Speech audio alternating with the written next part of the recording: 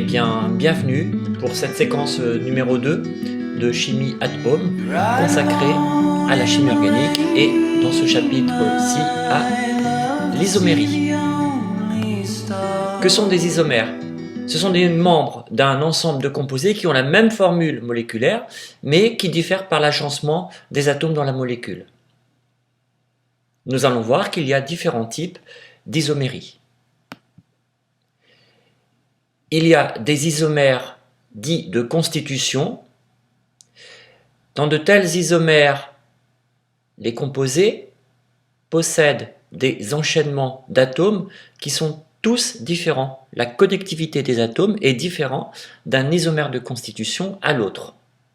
Nous serons dans une situation différente lorsque nous étudierons des stéréoisomères. Stéréoisomères, eh bien cette fois-ci, la connectivité, l'enchaînement des atomes est le même, les atomes sont connectés de la même manière, mais c'est uniquement la disposition dans l'espace qui les différenciera. Commençons brièvement par l'étude des isomères de constitution. Nous devrons distinguer des isomères de squelette, de position et de fonction. Isomérie de structure ou de squelette, parce que nous avons ici la même formule moléculaire C5H10, mais des connexions d'atomes qui sont différentes, puisque si nous avons une chaîne linéaire avec 5 atomes de carbone, une chaîne plus courte avec 4 atomes de carbone et un substituant méthyle, une chaîne raccourcie davantage, 3 atomes de carbone et 2 substituants. Voici donc un exemple d'isomérie de squelette ou de chaîne. Deuxième type d'isomérie, l'isomérie de structure ou isomérie de constitution.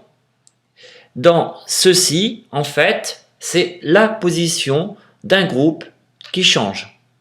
La chaîne carbonée ici, la plus longue étant 1, 2, 3 atomes de carbone, comme celle-ci, 1, 2, 3. Ce sont donc des dérivés du propane à chaque fois. Simplement, le groupe hydroxyle est ici en position 1, il est ici porté par l'atome de carbone numéro 2. Voici un exemple d'isomérie de position.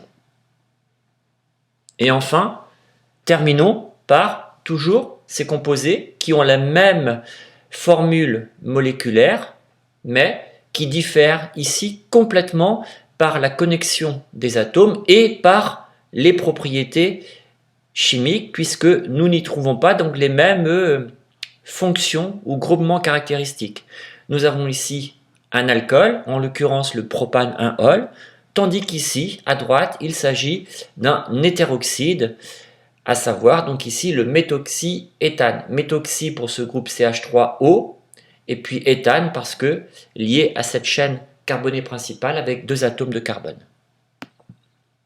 Il s'agira donc ici d'un exemple d'isomérie de fonction. Nous allons désormais et dans toute la suite du cours nous attarder sur l'isomérie liée à des connexions d'atomes semblables mais différents agencements dans l'espace sont possibles. Il s'agira dans ce cas-là d'exemples de stéréoisomérie et donc de stéréoisomères. Nous devrons distinguer des isomères dits de conformation. En fait, ce qui va différencier un conformère d'un autre, c'est simplement une libre rotation qui aura eu lieu autour d'une liaison simple. Les stéréoisomères de configuration sont, eux, des stéréoisomères donc dans lesquels les atomes sont enchaînés également de la même façon, mais différemment dans l'espace. Nous focaliserons sur ces exemples de stéréoisomères de configuration en prolongeant ce que vous avez pu voir en terminale, en étudiant les stéréoisomères Z, E lorsque nous avons des doubles liaisons carbone-carbone et des stéréoisomères R ou S lorsque nous aurons des centres chiro. Donc, dans la suite de notre chapitre, ce sont ces stéréoisomères de configuration et l'étude des stéréoisomères ZE ou stéréoisomères R ou S en l'occurrence qui vont nous intéresser. c'est la fin de cette brève séquence destinée à introduire la notion de stéréoisomère et la stéréochimie, objet de la séquence numéro 3.